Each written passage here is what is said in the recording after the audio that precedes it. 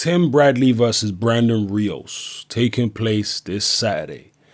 Now, Tim Bradley is an interesting character because I was wondering, following his rematch with Manny Pacquiao, whether he might just turn his back on the sport and walk away for good. I made a video, I think it was called Will Tim Bradley Ever Be the Same Again, or something like that, shortly after his rematch with Pacquiao.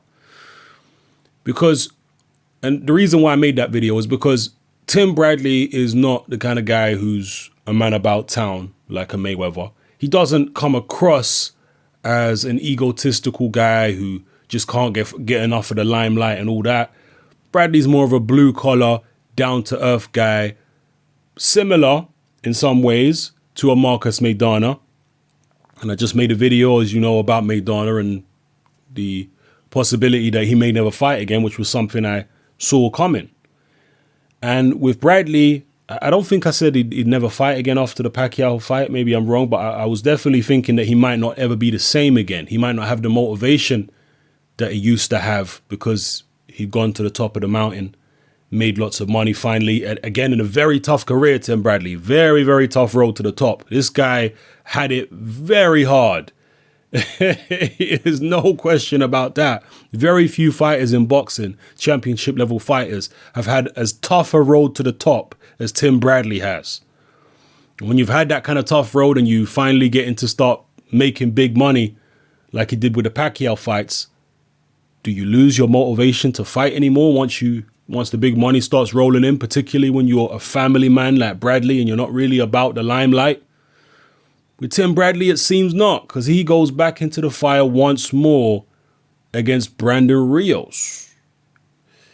He doesn't just sail off into the sunset. Interesting. The one thing which I will say, one of the things which differentiates someone like Tim Bradley from Marcus Maidana is Tim Bradley seems like the kind of guy who loves the athlete lifestyle. Yes, we've seen him put weight on in between fights and whatnot, but I get the impression that he's one of those guys who actually loves training.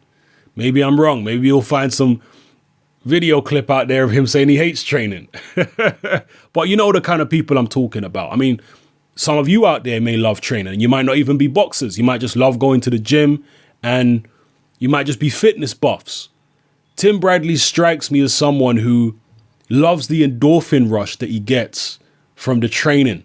And from when he was a very young boy, he was out there running the roads. His dad was a very hard taskmaster. So this guy's been raised a very hardcore way, and he's been raised on that kind of athlete regime. So I get the impression that Bradley's actually addicted to the endorphin rush that he gets from training and getting in shape and all that kind of stuff.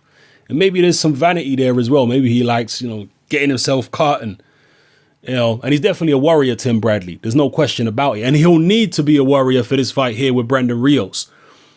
The downfall of Tim Bradley may not be his lack of hunger, because it seems like he still has hunger. The downfall of Tim Bradley might be wear and tear. And a lot of people are talking about this anyway. This is not me, coming out with any type of great revelation or anything. It's a well-known idea in boxing. People believe that Bradley's damaged goods at this point. He's been getting hurt quite a lot in fights.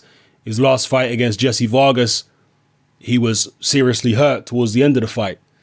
And against someone like Brandon Rios, who, as we all know, is a relentless pressure fighter, maybe doesn't have the one-punch knockout power of one or two of the guys that Bradley's fought, although, Brandon Rios got decent power.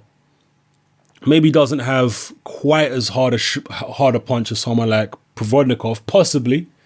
But unlike Provodnikov, he's not a short man.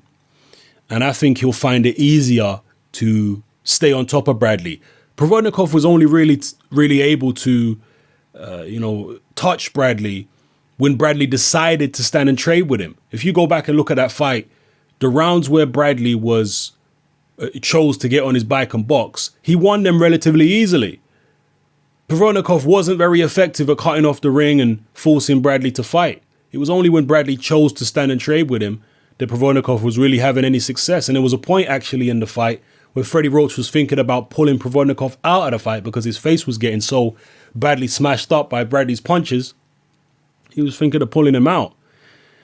So yeah, Provodnikov, a short guy, similar height to Bradley, not able to keep up with Bradley's foot speed. But Brandon Rios, I think he will have an easier time keeping up with Bradley. He's taller.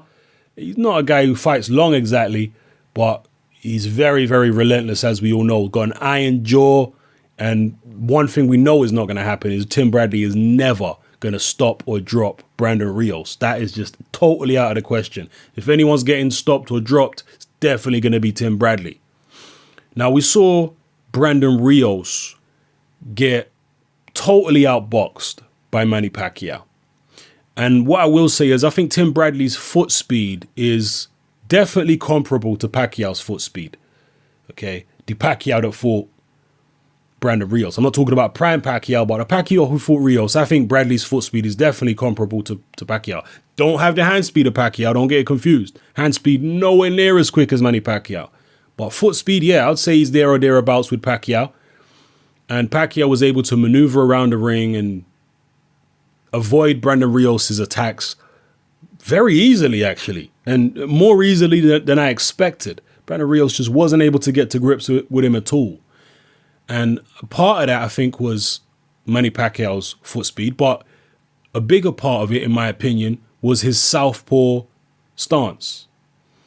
Because I just don't think the southpaw angles line up as well for Brandon Rios as the orthodox angles do. I think the southpaw stance and the way Pacquiao kept turning him, Brandon Rios just couldn't deal with it.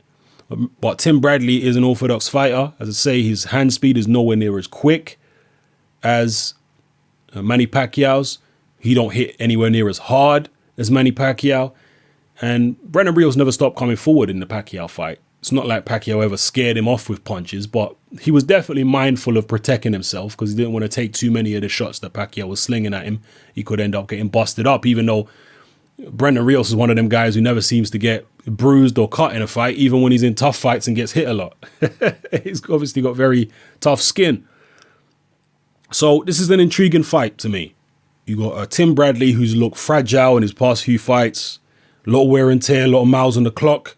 You got Brandon Rios, who's, maybe not got as many miles on the clock as Bradley, but he's certainly been around as well.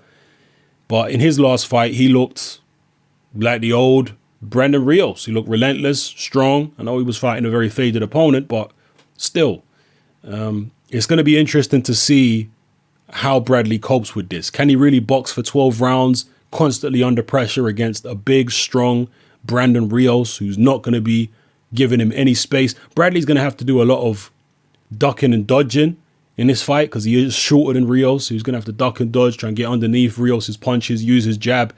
It's going to be similar, I think, to Bradley's tactics are going to be similar to the Lamont Peterson fight because Peterson put a lot of pressure on Tim Bradley and Bradley had to move around and jab and whatnot. And obviously Peterson's taller like Rios is, but Rios is, I think, stronger, hits harder, tougher than Lamont Peterson. Bradley was actually able to drop Peterson, just to put things in perspective. So, yeah, I think it will be similar to that fight. Big, tall guy, constantly on his cage. Bradley will have to move around. Does he still have the durability against someone like Rios to be able to survive that for 12 rounds? Even on points, can Bradley win this fight on points? If he does manage to survive the power, will the work rate of Brandon Rios, because Brandon Rios got a very good work rate when he manages to get his shots off. He's got a good work rate. Will he have issues with that? I know if you watch the Brandon Rios Diego Chavez fight, Brandon Rios was behind in that fight. Okay, but I think Diego Chavez hits a lot harder than Tim Bradley, and he was able to get some respect from Brandon Rios early in the fight, although later on in the fight, I think Rios started to get to him. But early in the fight, I think Diego Chavez was able to get Brandon Rios' respect to some degree. I can't see Bradley being able to get Rios' respect. He's going to be on his bike from the first round. And he's with Teddy Atlas now. Okay, says that he's learning a lot with Atlas and whatnot. I don't know how much you can learn in a few short weeks. And Atlas is very realistic about it. I read an interview with Atlas where he was saying, look, He's picked up things in the gym extremely quickly. He's a great student. He's exactly the kind of fighter I love working with. He's a guy who listens and does what I tell him. And I think I did a video about this as well. From a character point of view, Bradley is exactly the kind of guy that Atlas likes. Because Atlas, from everything I know about him, he's a domineering trainer. He likes to dominate his fighters, and he's kind of the drill sergeant type. Certainly in the past, this is apparently what he's been like. People like Michael Mora and Shannon Briggs have come out publicly at various times saying that that was one of the reasons that they actually left Teddy Atlas, was because he was too domineering as a trainer, too much of a drill sergeant. But someone like Tim Bradley, actually, I think that works with Teddy Atlas, because Tim Bradley's dad was like that. He's used to that drill sergeant lifestyle. I think in a way, Tim Bradley likes it. As bizarre as that is, I think he likes the drill sergeant type trainer. Some fighters like it, some fighters don't. Some fighters respond to different things better than others. You know, you have to know the fighter's personality, who you're dealing with. You get a guy like Angelo Dundee, for example. Sorry to digress, but Angelo Dundee was a trainer who preferred to compliment his fighters rather than shout at them and, you know, put them down and all that kind of stuff. He did do it occasionally. You know, he got angry and animated in the corner for certain fights. But primarily when he was training a fighter, he would be very complimentary and, you know, building their ego and building their confidence and stuff like that. So there's that style of trainer. Then there's the more hardcore, you know, taskmaster, drill sergeant type trainers like Teddy Atlas, or even Customado, who's obviously Teddy Atlas's mentor. So yeah, it's going to be interesting to see how that relationship plays out between Bradley and Atlas. There's not much that Atlas can teach him in this short space of time. And when Tim Bradley's under pressure, he may just revert back to what he's been doing for the past however many years, because that's what fighters tend to do. It takes usually a long time for them to make a transition from one trainer to the other and have that trainer's particular techniques or improvements show themselves up under pressure in a big fight. So, yeah, I really can't come to a conclusion in my head about who's going to win this one. I just can't. I don't have a clear impression. You tell me who you think's going to win the fight. I certainly wouldn't be surprised if Brandon Rios stops Tim Bradley. Not at all. In fact, maybe I'm leaning towards Brandon Rios. Am I leaning towards Rios? I think maybe I am. It's going to be a tough 12 rounds for Bradley. Can he really keep this guy off? I know Brandon Rios not a great boxer. And you look at the second fight that he had with Mike Alvarado. Alvarado was able to hang tough and box and get a decision over him. But Bradley's not that big. He don't hit as hard as Alvarado. Definitely quicker, definitely a better boxer, but I don't know. Bradley's looked vulnerable. He's been getting hurt. Jesse Vargas hurt him. A lot of miles on the clock. I'm going to sit on the fence. I have to for this particular fight. I was nearly going to pick Rios then, but I don't know. If I was forced, if someone put a gun to my head right now and said pick between Brandon Rios and Bradley, oh my days, maybe I'd have to take the bullet. Drop your predictions in the comment section below, people. Let me know who you think is going to win this fight. It's your boy Hatman. I'm out.